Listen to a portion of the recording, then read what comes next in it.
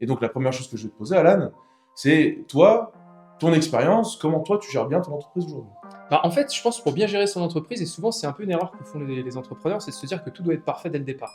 Moi, quand j'ai commencé, j'ai eu ma première startup Resto Minute que j'ai lancée en étant étudiant. Donc, pour ceux qui sont étudiants et qui nous regardent avec le diplôme D2E, des diplômes étudiant entrepreneur, hein, qui venait d'être lancé avec le programme Pépite. Et là, bon, j'ai eu des réussites et j'ai eu aussi des échecs. Et donc, à ce moment-là, on apprend. Donc, ça, c'est la première des étapes. Après, il y a eu le passage dans les grands groupes. Et donc là, c'est là où j'apprends un certain nombre de choses. On pourra y revenir.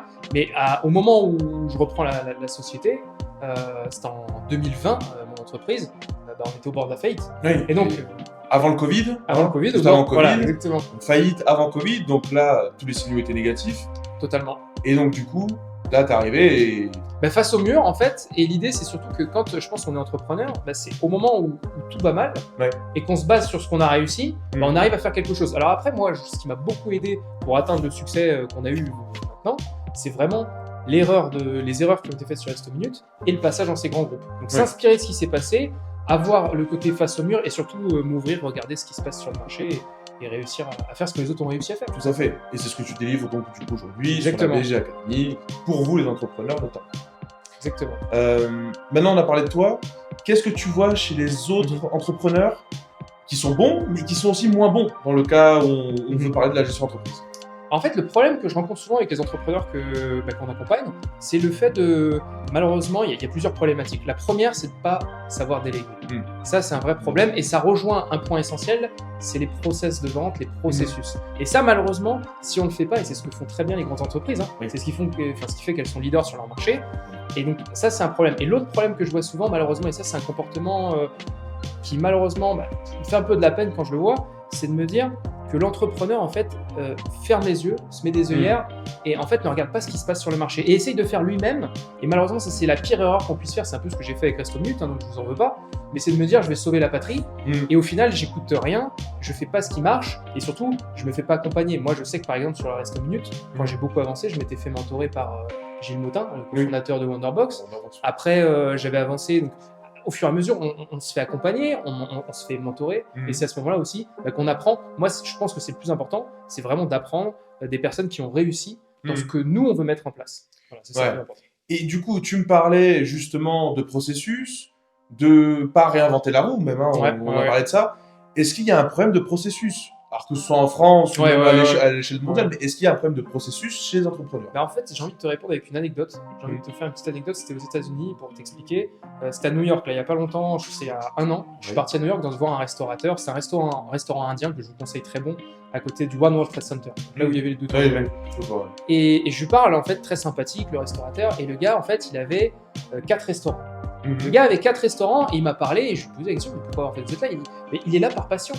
Mais en fait, c'est-à-dire que ces 4 restaurants, qu'ils soient là ou qu'ils soient pas là, c'est processé. Et en fait, ça vient, moi je pense, l'erreur en France qu'on a, et on a un vrai fléau là-dessus, c'est un problème d'état d'esprit, dans le sens où il faut se dire que même si on a un savoir-faire, il faut savoir le transmettre, il faut savoir le donner, en fait. Et c'est une chance qu'on a quand justement on a ce savoir-faire. Si vous avez un talent particulier, c'est vraiment de pouvoir le donner. Et c'est ce qu'a fait ce restaurateur indien. Et quand il me parle, voilà, il a 4 adresses. Ça pourrait être un autre type d'établissement, peut-être un magasin. Mais c'est la leçon et c'est ce qui marche très bien aux États-Unis dans l'état d'esprit. Et c'est ce qui malheureusement manque, en tout cas en France, c'est ce qu'on essaye d'inculquer et de donner aux entrepreneurs qu'on accompagne pour qu'ils puissent aussi réussir à faire ça. Et donc j'imagine que ce restaurateur, il est plus dans les missions quotidiennes du coup de ces restaurants.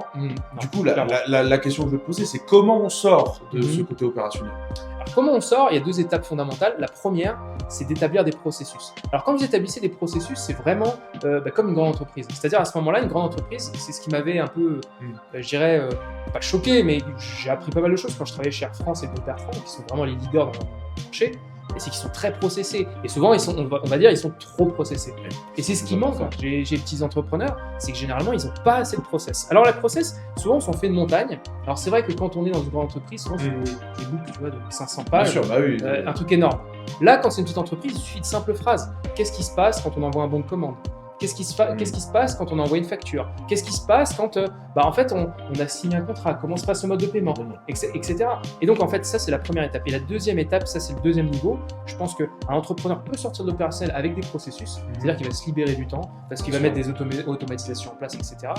Et le deuxième niveau, ça c'est le niveau champion, j'ai envie de dire, c'est quand vous arrivez à déléguer. Donc là, pour déléguer, bon, je ne vous cache pas qu'il faut appliquer des méthodes. Nous, on a vu que la méthode DREAM, qui est une méthode très efficace et très répandue en France et en Europe, et ce qui vous permet justement d'aller de l'avant et de donner vraiment les missions et surtout de transmettre, moi c'est ça aussi que je voulais vous dire, de transmettre les valeurs et vos valeurs à vous. Parce que l'entrepreneur a sa valeur et il doit la transmettre à son équipe. Il doit l'insuffler à ses équipes.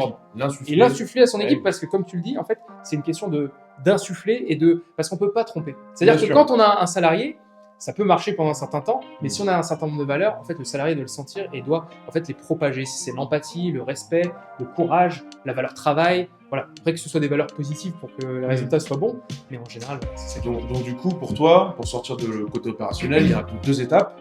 D'abord, tu montres comment on fait.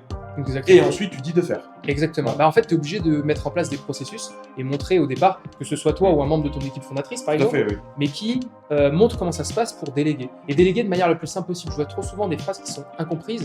Et le problème, c'est que quand tu as une phrase qui est trop compliquée, bah, la personne ne pourra pas l'exécuter. Et donc, le but, et c'est ce que j'explique souvent à ceux qu'on accompagne, c'est de se dire, quand je lis la phrase du processus, bah, en fait, tout simplement, n'importe qui rentre dans l'entreprise peut le mettre en place. Bien sûr. C'est ça la clé. D'accord. Mais écoute, je pense qu'on a bien fait le tour de la question. Ouais, je pense que oui. Enfin, j'espère en tout cas. Si vous avez des questions, n'hésitez pas à les mettre en commentaire, à liker la vidéo si vous avez apprécié, et surtout à nous dire peut-être prochainement des sujets qu'on va devoir aborder avec Alan, auxquels nous pourrons discuter et répondre à toutes vos interrogations. Merci à tous, bonne soirée. Et surtout, le mot de la fin, j'aime bien revenir là-dessus. Mot de la fin. Soyez fiers de ce que vous avez déjà accompli, mais n'oubliez pas d'en demander toujours un peu plus.